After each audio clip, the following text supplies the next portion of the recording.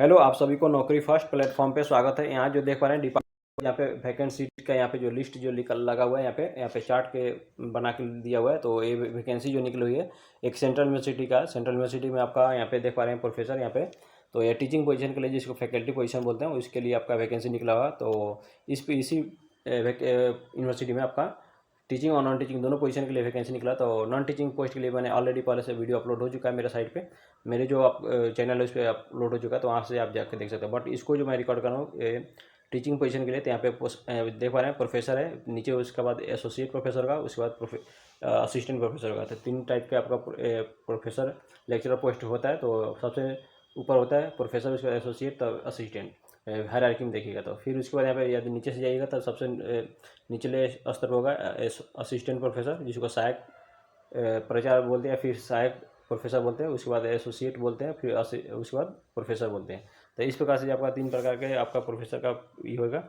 तो इस प्रकार से आप देख पाएंगे कौन कौन सा डिपार्टमेंट में कितना सा वैकेंट सीट है, उसको देख लेते हैं। सबसे पहले यहाँ पे देख पाइएगा, यहाँ पे बॉटनी है, बायोटेक्नोलॉजी, केमिकल इंजीनियरिंग है, कॉमर्स में है, फिर इलेक्ट्रॉनिक्स एंड कम्युनिकेशन इंजीनियरिंग है। तो इस प्रकार से इसमें एक एक वैकेंसी है। उसके बाद यहाँ पे फोरेंसिक साइंस में देख पाइएगा, यहाँ पे 2 वैकेंसी है। उसके बाद यहाँ पे हिंदी है, उसके बाद और इस प्रकार से जो भी जेएमसी है, उसके बाद लाइब्रेरी साइंस है, उसके बाद मैनेजमेंट स्टडी है, प्योर एंड अप्लाइड फिजिक्स है, उसका जियोलॉजी है। इस प्रकार से जो आपका प्रोफेसर पोस्ट के लिए यहाँ पे रहने वाला है आपका, उसके बाद इधर कैटेगरी वाइज में भी दे दिया है। तो यहाँ पे जिस ई वाला जो रो देख पा रहे हैं यहाँ पे ईवार के लिए, जिस अनरिजर्व्ड बोलते हैं, मतलब इस रो में आप जो वैकेंसी देख पाइएगा, तो इसमें किसी भी कैटेगरी से आइएगा आप फॉर्म जो फिल कर पाइएगा, चाहे SC ST OBC PW किसी कैटेगरी से आता है। ईवार को जो कैटेगरी में जो सीट रहता है उस पर सब कोई अप्लाई कर सकता है। बट इसमें जो SC और ST जो OBC जो देख पा रहे हैं कैटेगरी का, तो इसमें उसी कैटेगरी के लोग जो फॉर्म फिल कर पाएंगे।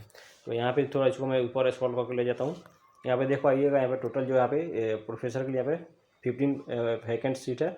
उसके बाद कैटेगरी के अकॉर्डिंग इस प्रकार से। उसके बाद यहाँ पे देख पाइए, उसके नीचे जस्ट नीचे स्टार्ट हो जा रहा है एसोसिएट प्रोफेसर। तो एसोसिएट प्रोफेसर में देख लेते हैं कितना वैकेंसी है। तो एसोसिएट प्रोफेसर में देख पाइएगा आपका यहाँ पे डिपार्टमेंट का नाम लिखा हुआ है, जिसमें बायोटेक्नोलॉजी है, केमिकल इंजीनियरिंग है, CSIST है, उसके बाद कॉमर्स है, लाइब्रेरी एंड इन्फॉर्मेशन साइंस है, उसके मैनेजमेंट स्टडीज है, सोशल वर्क है। तो इस प्रकार से सब में एक एक पोस्ट है। तो टोटल आपका 7 गो डिपार्टमेंट था, 7 में एक एक आपका पोस्ट था। तो 7 गो आपका इस पर टोटल वैकेंट सीट हो जाएगा। उसको कैटेगरी में देख पाइएगा, तो ईवार में 2 है, उसके बाद ST में 1 है, SC में नहीं है, उसके बाद EWS में 1 है, और इस प्रकार PWD जिसको हैंडीकैप बोलते हैं, तो इसमें आपका 3 गो सीट है। तो इस प्रकार से आपका जो सीट का वैकेंट है वैकेंट पोजीशन वो आपको पता चल गया। फिर उसके बाद यहाँ देख पाइएगा असिस्टेंट प्रोफेसर जो है, यहाँ पे आप देख पाए असिस्टेंट प्रोफेसर के लिए। तो यहाँ पे आपका टोटल जो वैकेंसी 3 ही है, उसके बाद 1 ईवार में है और 2 आपको PWD में है।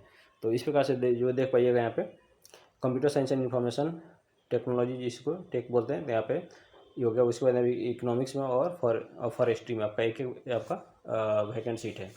और यहाँ पे जो देख पाइएगा, यहाँ पे कैटेगरी बेंचमार्क डिसेबिलिटी दिया है, मतलब कैटेगरी हर जैसे बेंचमार्क जो होता है ना आपका PWD, तो उसमें अलग अलग कैटेगरी होता है, जिसमें तो उसके लिए यूज हुआ है एब्रीविएशन। इसमें देख पाइएगा यहाँ पे ब्लाइंडनेस एंड लो विजन के लिए इस प्रकार से। तो इसको थोड़ा अपने से वीडियो को पॉज करके पढ़ लीजिएगा। जो इम्पोर्टेंट पॉइंट है उसको मैं बता दे रहा हूँ।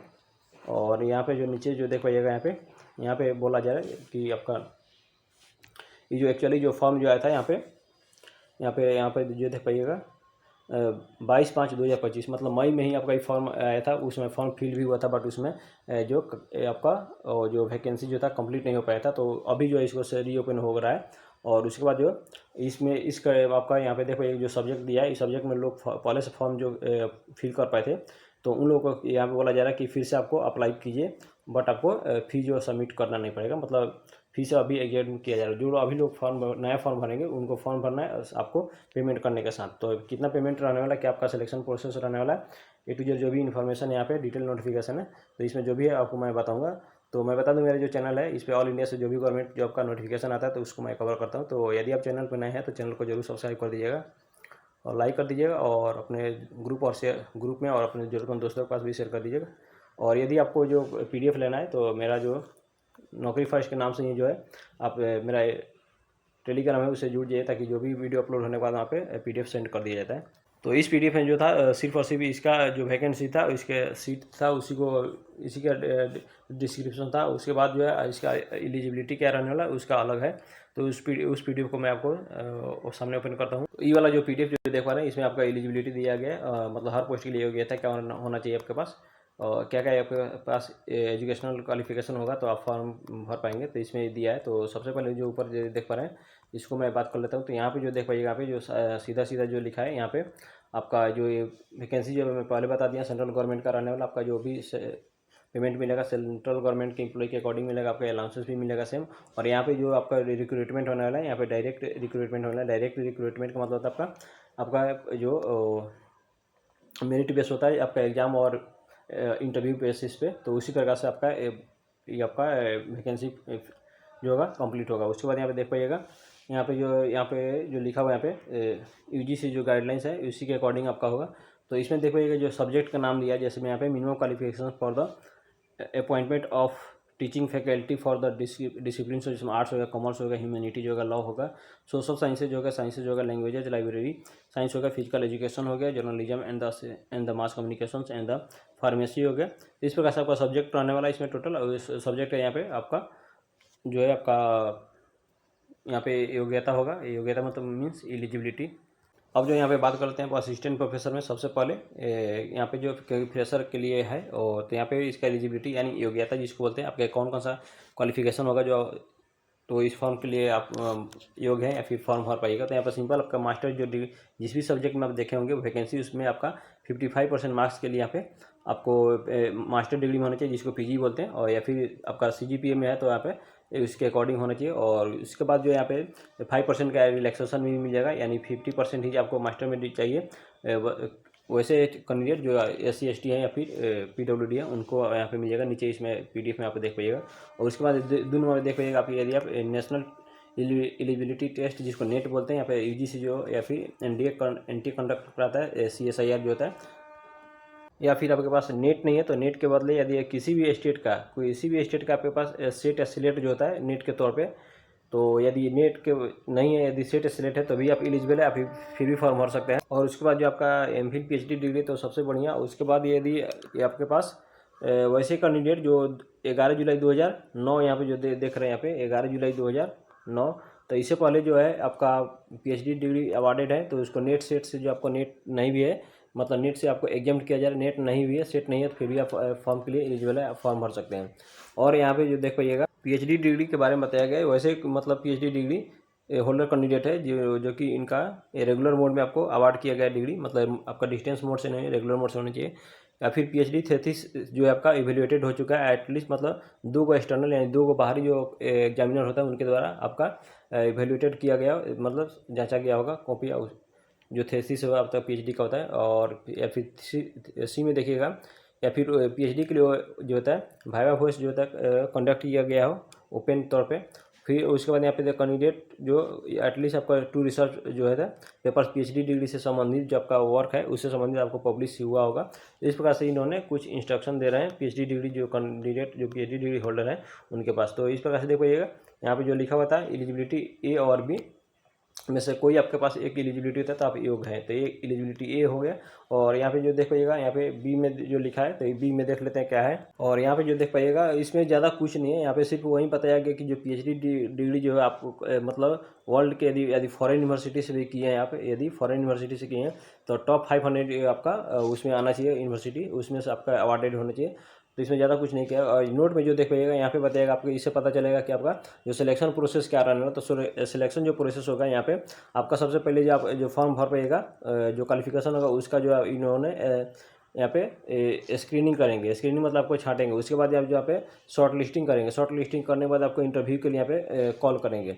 इंटरव्यू में जाइएगा तो इंटरव्यू में आपका और आपका स्क्रीनिंग क्या चीज़ बेसिस पे होगा इंटरव्यू बुलाने के लिए। इंटरव्यू में तो आपका API स्कोर जो होता है एकेडमिक परफॉर्मेंस इंडिकेटर जिसको बोलते हैं, तो उसके बेसिस पे होता है। तो इसके बारे में जो मैंने डिटेल वीडियो बनाया है, इसके जस्ट एक दिन पहले जो है साउथ बिहार सेंट्रल यूनिवर्सिटी से आपका जो फॉर्म निकला था टीचिंग पोस्ट के लिए वहाँ भी, तो वहाँ पर मैंने बताया, तो वहाँ जरूर आप जाकर देख लीजिएगा। उस वीडियो में मैंने API स्कोर क्या होता है उसको मैंने बढ़िया से कैलकुलेट करके वहाँ पे कैलकुलेट करने का प्रोसेस यहाँ पे फिर चार्ट बना के जो दिया है तो उसको मैंने डिस्कस कर दिया हूँ।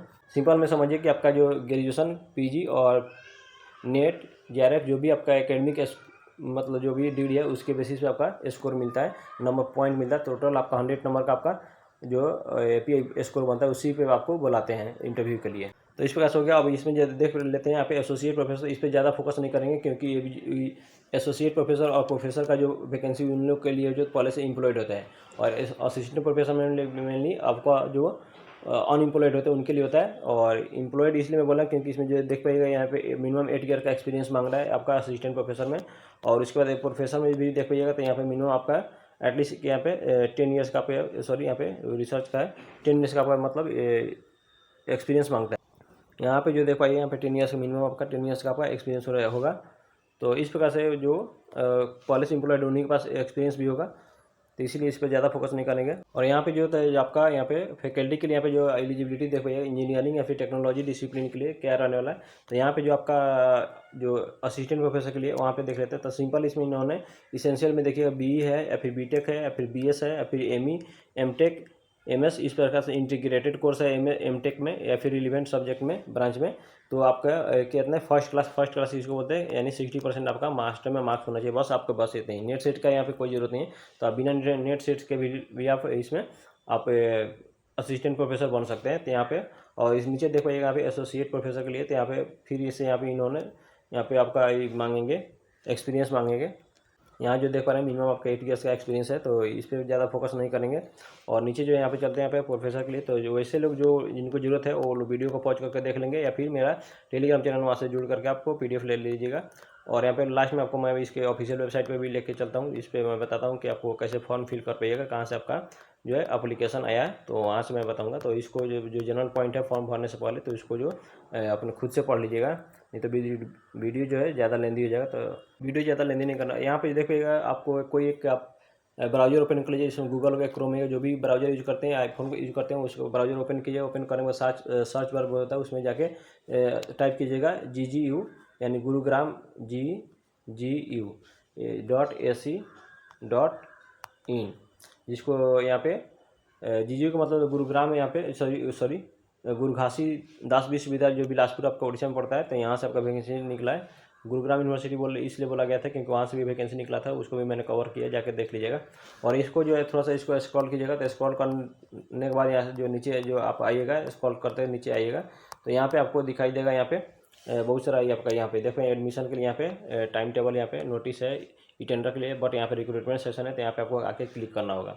यहाँ पे जैसे क्लिक कीजिएगा, तो क्लिक करने के बाद यहाँ पे देख पाइएगा, तो यहाँ पे बहुत सारा इस तरह से आपको ब्लिंक करते हुए इस प्रकार से जाएगा, स्क्रॉल करते हुए ऊपर जाएगा।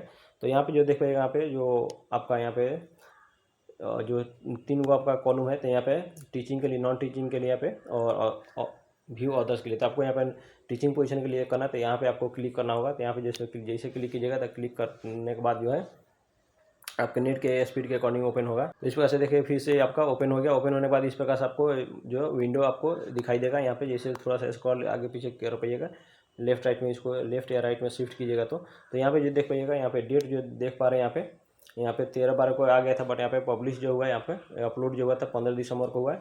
और यहाँ पे अटैचमेंट अभी मतलब इस प्रकार से जो लिया है, तो एडवर्टाइजमेंट जो तो आ गया है हिंदी इंग्लिश में भी और हिंदी में। तो आप हिंदी में भी आप पढ़ सकते हैं यहाँ से डाउनलोड करके। और एलिजिबिलिटी क्राइटेरिया जो मैंने बता दिया आपका। और यहाँ पे एप्लीकेशन फॉर्म जो अभी अवेलेबल नहीं हुआ, अभी 1-2 दिन रुक जाइए, जहीं से आपका फॉर्म एप्लीकेशन के लिए ओपन होगा, तो यहाँ से लिंक आ जाएगा डायरेक्ट आप CU चयन पोर्टल जो होता है वहाँ से आप जाकर फॉर्म फिल पाइए, क्योंकि आपका सेंट्रल यूनिवर्सिटी का जो वैकेंसी होता है वहीं से जो फॉर्म फिल होता है। और उसके बाद टेंटेटिव यहाँ पे बैकलॉग पोजीशन है, तो यहाँ पे भी आप देख सकते हैं डाउनलोड करके। फिर जनरल इंस्ट्रक्शन है इस प्रकार से।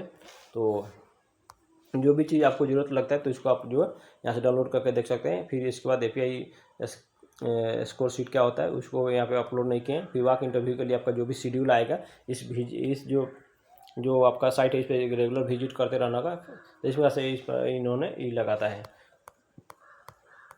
इन्फॉर्मेशन जो यहाँ पे लगाते हैं। फिर इस प्रकार से देख लीजिएगा बहुत सारा अलग अलग डेट में, जिसमें 8 सितंबर में आया था, तो इस प्रकार से इसमें इन्होंने जो इन्फॉर्मेशन डाला था। तो यहाँ पे आप जो अभी जो आपका करंट का जो वैकेंसी है, तो यही वैकेंसी है। तो मेरा जो पर्पज़ था कि आपको हाथ पकड़ के ला करके दिखा देना कि आपका जो वैकेंसी 100% ऑथेंटिक है, आप यहाँ से फॉर्म भर सकते हैं। तो मैंने बता दिया। तो अभी भी चैनल को सब्सक्राइब नहीं किया तो सब्सक्राइब कर दीजिए। थैंक यू, धन्यवाद।